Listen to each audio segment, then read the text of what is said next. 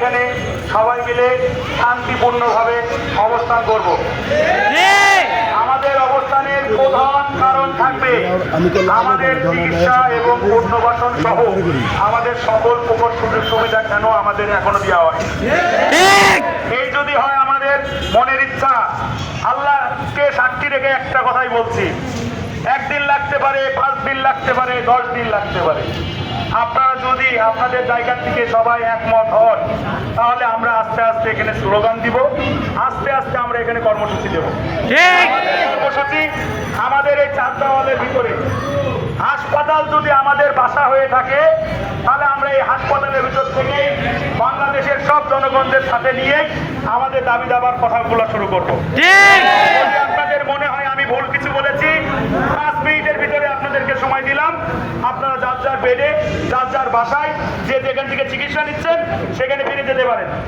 আর যদি মনে হয় যে না আমরা আমাদের নৈতিক দায়িত্ব পালন করব একজন আরেকজনের জন্যে, তাহলে আমাদের ক্যাটাগরি সহ বিভিন্ন রকম সমস্যাগুলো আমাদের সামনে আসছে।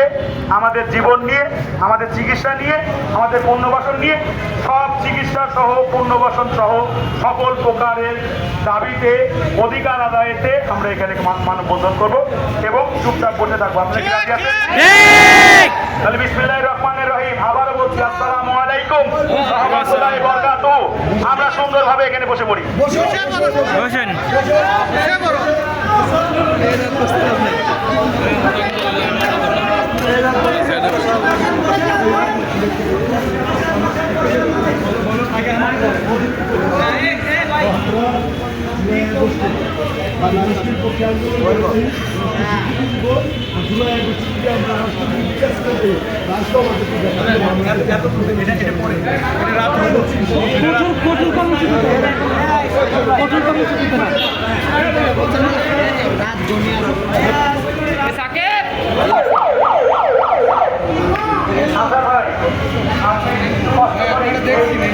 ময়লার যে ডাস্টবিনটা থেকে সরাই দেন।